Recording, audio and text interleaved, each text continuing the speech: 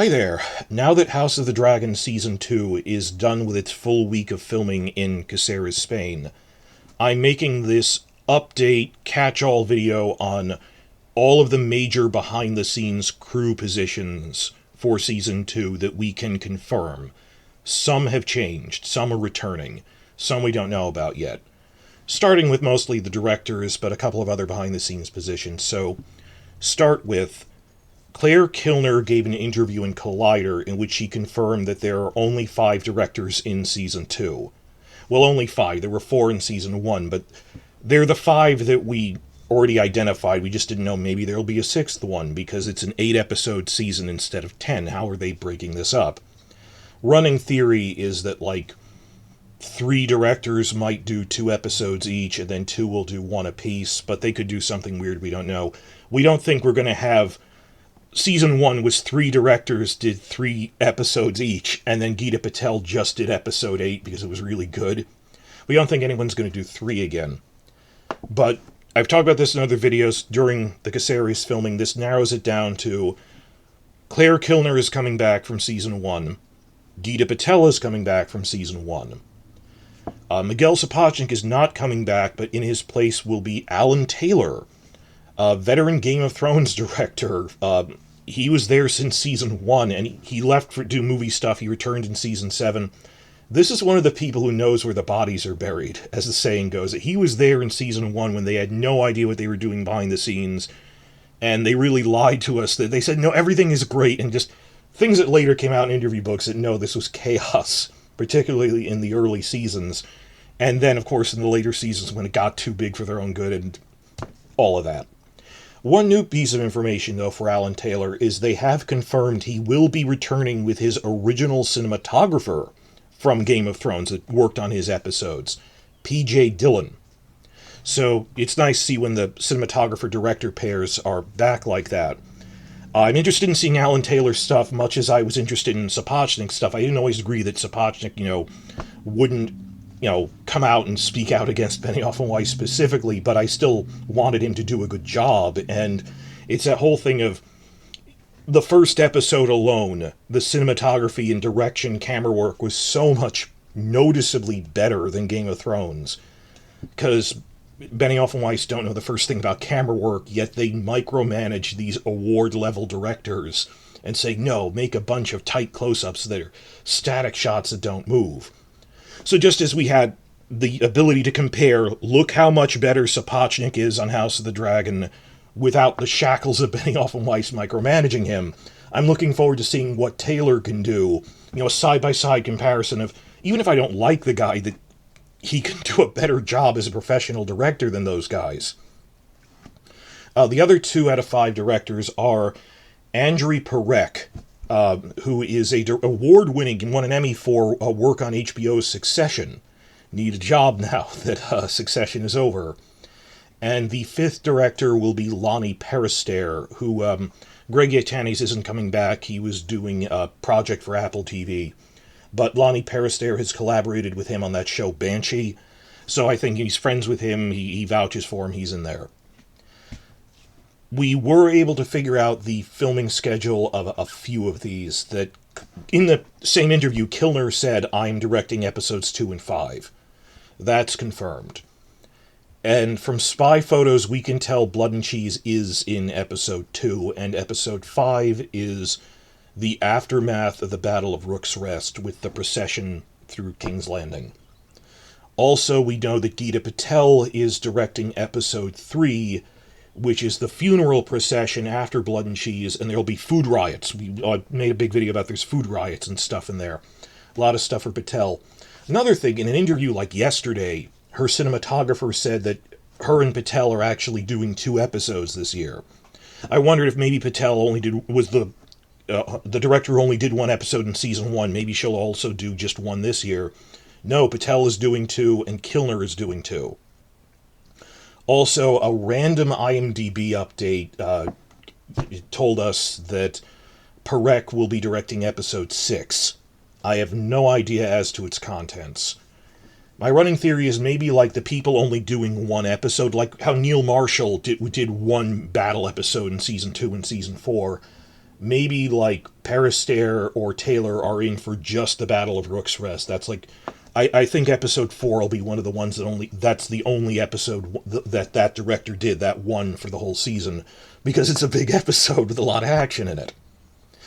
So that's what we think the schedule is. Moving on here, I made a chart of director and cinematographer pairs that were able to identify. There was news on this, that Claire Kilner will again be paired with Alejandro Martinez, who was great in season 1. If you watch, tell me in the comments if you watched the House the Dragons Built featurette series. It wasn't available in Europe for a while, and everyone was annoyed about that. The thing is really informative. And there's Kilner in it, there's her DOP, her cinematographer, Martinez, that there's points where he's explaining, this is how to film night scenes well. Make sure there's a light source, like fire or something. Don't insist on filming in pure darkness. So he was cool. So it's nice to see him. Geeta Patel will again be paired with Catherine Goldschmidt. We have seen her in The Streets of Caceres, Goldschmidt, and she's done a couple of podcast interviews the past 2 or 3 weeks. I'm still listening through all those. She's nice. Alan Taylor will be paired with, like I said, PJ Dillon. It's nice to see that. I want to have a side-by-side comparison with this is bad stuff from season 7, and then here's Taylor, and you can't make the excuse that, oh, well, it was a different cinematographer, or if it was a different editor, that with the same behind-the-scenes team. I want his full team in place, and the only difference to be that Benioff and Weiss aren't there. We've also confirmed that Andrei Perect will have... His cinematographer will be the Croatian cinematographer Vanja Crnjol. I'm sorry if I'm mispronouncing that, the J's or Y's, but he will be the cinematographer for Perec. The one we're not really 100% confirmed on is who is Lonnie Perister's cinematographer, but I've heard rumors, there's strong rumors, that it's going to be the really famous cinematographer Otto Dasinski. I mean, that guy's a genius. Moving on from director news, the rest of this is pretty short. Writers. We know some writers aren't returning because, like, Ira Parker, who wrote episode 4, is leaving to work on Dunk and Egg stuff. But one new writer they did announce was David Hancock, and this didn't merit a full video on its own because it's not controversial, that he was a script editor on season 1. He's not a new guy. He was on the production in season 1. They just promoted him up to giving a script to do, which is the normal process of things that people advance through merit. That, to be clear, when I say he's an assistant, he was the script editor, or at least I hope this is what they're claiming. This isn't like what Cogman did, where he was literally the coffee boy. He was the personal assistant secretary of Benioff, and they said, well, why don't we make you a writer? And we all just assumed, well, if you're... Well, he was editing, checking things. He was a gopher. He was the personal assistant. Same thing happened with Dave Hill, that they promoted their assistants based on loyalty rather than people with prior experience. That David Hancock has worked on other shows. He worked on season 1 there's a team of people in a writer's room, you understand. I know it's astonishing, but there's a team of like 7 to 8 people, not just the writers themselves, but there's the continuity checkers, people who should check if, like, you accidentally call him Gendry Rivers in the script or something. That if you go, no, my script is perfect, I want to micromanage it, I'm not going to trust other people with it, or when they correct, people are afraid to correct me. That's a problem. So, no controversy here. David Hancock will be a new writer on this. We'll see how he turns out. And he was from internal stuff. It's not just, oh, this is some nobody... He's worked his way up the ranks. Point 3, shifting now from directors and writers to film editor news. Katie Wieland is coming back. If you don't remember this, I made a whole big video about it. The first year of my channel was in the aftermath of season 7. And I was really annoyed that there were no women behind the camera anymore. And Katie Wieland was the only one left. And it's not just, oh, there's no women in there. It's the hypocrisy of that the major news sites, many of them led by women and female reporters, and, you know, the major magazines of the world, would criticize other shows for not having women behind the camera, and they just go silent when it came to season 7. That, like, the last season that had a female writer was season 3. I don't think she was ever in the loop. Then season 4, there was a female writer, there was a female director, Michelle McLaren, she was a veteran of Breaking Bad. And then she was gone by season 5, so there were no female writers or directors, and just grasping at straws, you could go, well, at least there's that female cinematographer, Annette Halmig. She was gone after season 6, so going into season 7, I mean, I made this video in, like, the weeks after season 7, so the anger was still there. I've taken it down since then. I was talking about the history of film editors, that the only person behind the camera, as it were, was Katie Wieland. And she has edited on the show. She was a film editor from seasons 2 through 8. And don't blame, oh, she was in the later seasons. She was in the good early seasons too. Don't blame her any more than the music guy, Javity, or any of the others. But film editing is different from, like, cinematographer, where you can have someone shift between different directors. There's only, on most shows, this is normal, you only have, like, 3 or 4 film editors for, like, the entire run of a major show. So Katie Wieland edited about a quarter of the entire thing, like 20 episodes out of 75, more than anyone else. I made this whole video explaining that this is living out a trope from, it's a thing in the TV industry, that when they instituted the studio system in the 20s, when they unionized the directors and cinematographers because this was a big official position, suddenly there weren't any female cinematographers anymore. There were in, like, the silent film era. But you can see this, it's like a switch went off. But the Film Editors Guild ingeniously passed themselves off as a minor technical field not worth the attention of the studios. And as a result, the studios ignored them, and it was still roughly half women.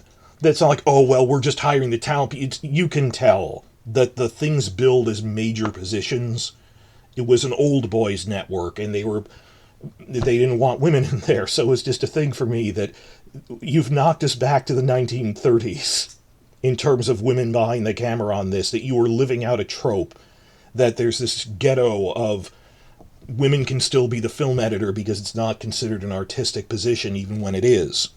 But Katie was really nice. She was nice in interviews. She won an Emmy Award for it. She was film editor on a quarter of the show. She was there since season 2 through the end. And this ties back in with Alan Taylor, that I think he will be paired with her again as the film editor on his stuff. So he'll have the same cinematographer, the same editor for when he's director on this, and you will see the difference. Actually, the other, there were like 5 editors in the whole run of the show.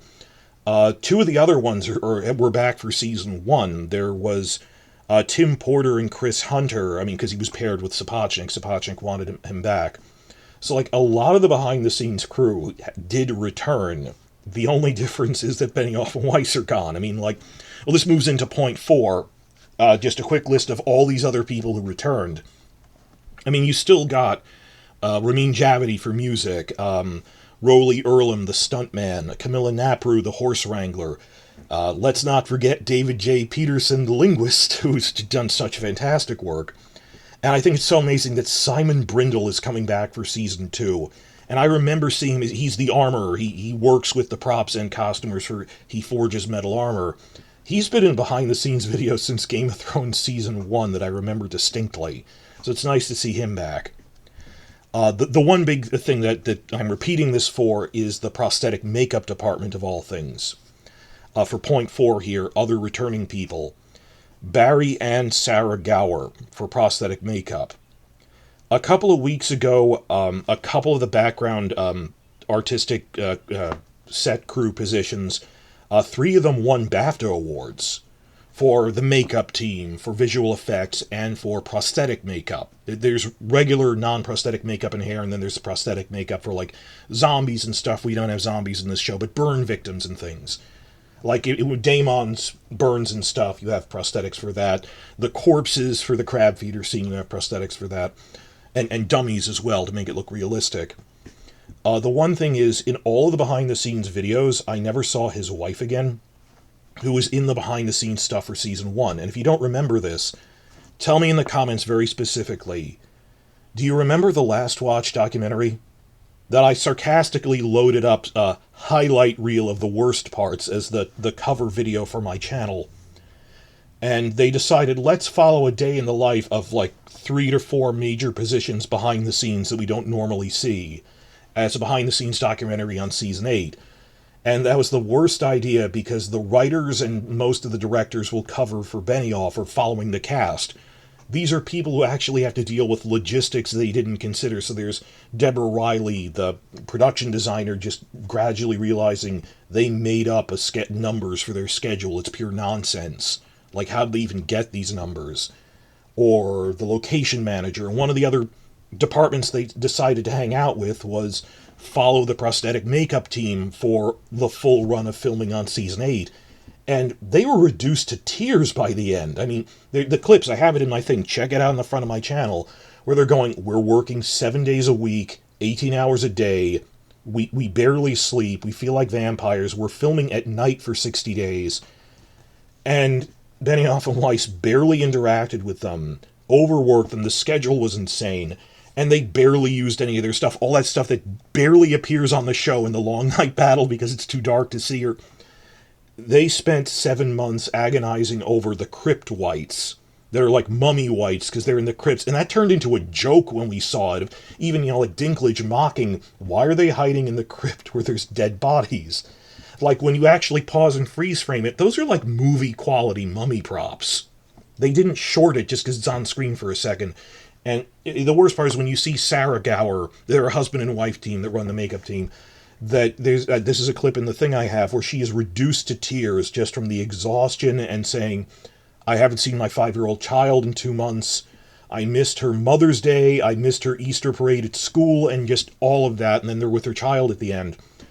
I was worried that Sarah quit because she was so upset at how Season 8 had overworked her and taken so much time away from her child. I was really worried about that. And I saw her with Barry in the red carpet photos when they won at the BAFTA Awards. I was happy for them. And I actually asked Barry Gower over his Instagram. In the comments when he posted this image, we won, I went, oh, I was worried that Sarah quit after all the work from Season 8 was a nightmare, as we saw in the documentary. He went, no, she's still actively working on House of the Dragon with me. It's still a husband and wife team we're using for the prosthetic makeup department. So I know a lot of you have seen that Last Watch documentary thing I've loaded. If you haven't, check it. That just gave me a warm and happy feeling to know that things worked out for Sarah, because she was crying in that by the end. Anyone would. It was just the amount of stress and just disloyalty Benioff and Weiss showed them, and barely interacting with them, treating them as an afterthought. So this was a question I had in the back of my mind for months of where's Sarah when we saw behind the scenes videos. So it turns out, I asked Barry, she's back. Just in his public comments, oh, cool, she's back too. Nice to see. Ongoing questions we have. I don't want this to run 30 minutes, so I'm going to cut this in half. But the one biggest questions we still have is, I don't know who the production designer is for Season 2. That I'm not sure if award-winning production designer Jim Clay, who worked on the Orient Express movie and all that stuff, prominently appears in the inside the episodes. I don't know if Jim Clay is coming back for Season 2. I hope he is. He did a good job. That's pretty much the biggest remaining unknown we have, is Jim Clay coming back or not. But what I'm going to split off is the costume designer Janine Tamim did publicly say months ago, I am not returning for Season 2. I have a scheduling conflict with a movie project. So, cutting this off at 20 minutes here, in Part 2, I'm going to talk for 10 to 15 minutes just about, we finally, from an IMDb update, found out who the new costumer is for Season 2. So please follow me after the jump.